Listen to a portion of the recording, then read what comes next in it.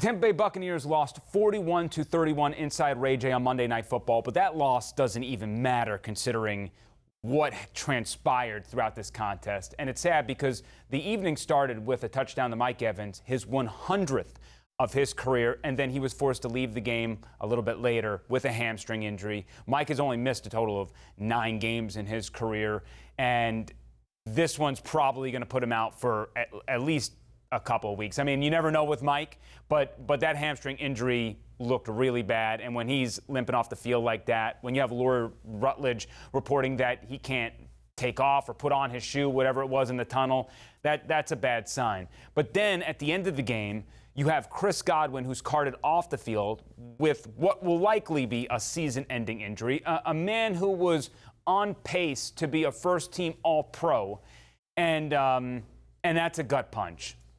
No Mike Evans, at least for the short term. You probably don't have Chris Godwin for the long term. So let's discuss what options are on the table. One, you're going to have to see Jalen McMillan step up. He is going to have to grow up real quickly, the rookie out of Washington. You're going to have to move Trey Palmer probably into that Mike Evans spot, and he's also going to have to step up, the second-year product out of Nebraska. Then Cade Otton, who had 100 receiving yards today and is going to need the coldest ice bath that he has ever had after the hits he took in this contest.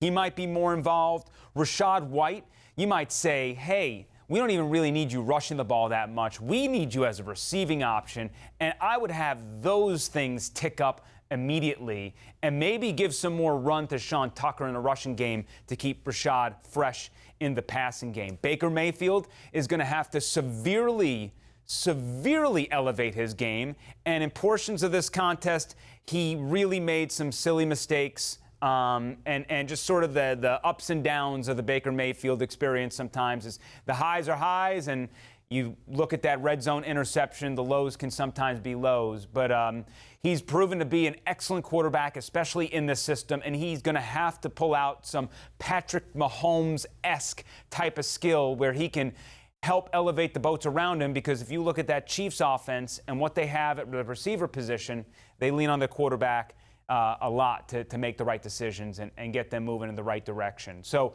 I would say in times like these, you lean on the defense to really step up, make sure that they hunker down. But the defense gave up north of 500 yards to the Ravens, and it would have been worse if this was a shootout. If the Buccaneers didn't even shoot themselves in the foot in the first half, after the first quarter, I should say, in the second quarter, really, the Ravens would have just kept on going and going.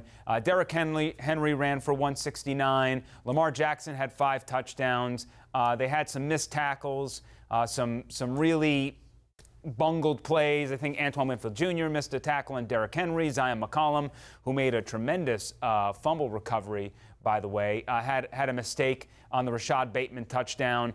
And the defense is just all out of sorts. It's not even necessarily on the players. Todd Bowles has some soul searching to do with what he wants to do and how teams are picking him apart. Because whatever he is doing right now, it ain't it. It ain't working. This bend, don't break mentality, try to give up a field goal, is just it's going to lead to more disasters against teams that are significantly of importance in this league, you know, like the Ravens. You got the Falcons coming up. You got the Chiefs. You got the Niners.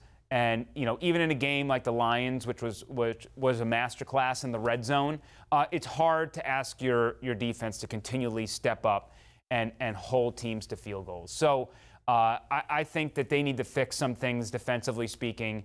And I don't want to say that the season's lost. It's not. Those guys, the mental fortitude in that locker room is spectacular, but I am really curious how they're going to move forward after a contest like this, because after losing Chris at the end of that game, again, the loss really doesn't matter. This is a really, really low point in the season for a team that just cannot stop getting injured.